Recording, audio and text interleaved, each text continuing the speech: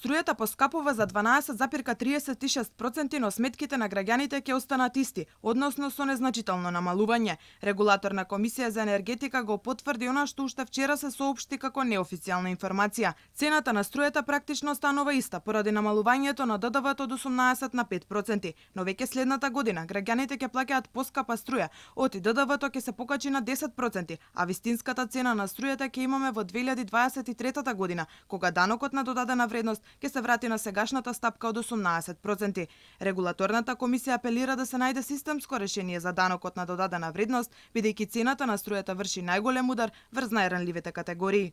Апсолутно ефтината тарифа останува и не беше доведена во прашање во ниту еден момент и во наредниот период придобивката кој што ги имаат пред се домаќинствата од користењето на ефтината тарифа ќе продолжи и според сите оние анализи кои што ги имаме покажува дека домаќинствата се повеќе и повеќе трошат во период на важење на ефтина тарифа, особено во периодот од 14 до 16 часот. Законот за намалувањето на данокот на додадена вредност ги помина владините филтри, а од утре ќе се најде пред претениците. Експертите алармираат дека намалувањето на ДДВ-то за струја е привремено решение во предизборен период, кое ќе нанесе уште поголеми штети на енергетиката. Според нив, дупката во буџетот ќе ја почувствуваат граѓаните кои ќе плаќаат повисоки цени по други основи. Сметките за струја ќе останат исти, но удар сепак има од еколошката такса за горивата, која власта планира да ја протурка на брза лента во собранието и покрај критиките од опозицијата, експертите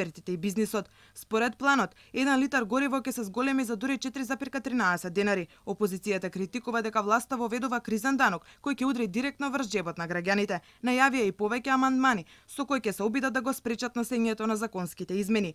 Инаку, дел од енергетските компании кои вчера гласно негодуваа за неприфаќањето на нивните трошоци од страна на регулаторната комисија за енергетика, најавуваат и тужби. Компаниите од регулаторната комисија бараа поскапување од 50 денари на сметка од 1000 денари, но регулаторната прифатила само 6 денари, на што се додаваат маржата и останатите трошоци. Помеѓу барањата на МЕПСО се и платите на новите вработувања, но регулаторна не прифатила тие да паднат на грбот на граѓаните. Комисијата ќе ги покрива трошоците на само 569 вработени, колку што биле во 2018 година, додека околу 100 нови работници ќе треба да си ги покрива МЕПСО од своји средства.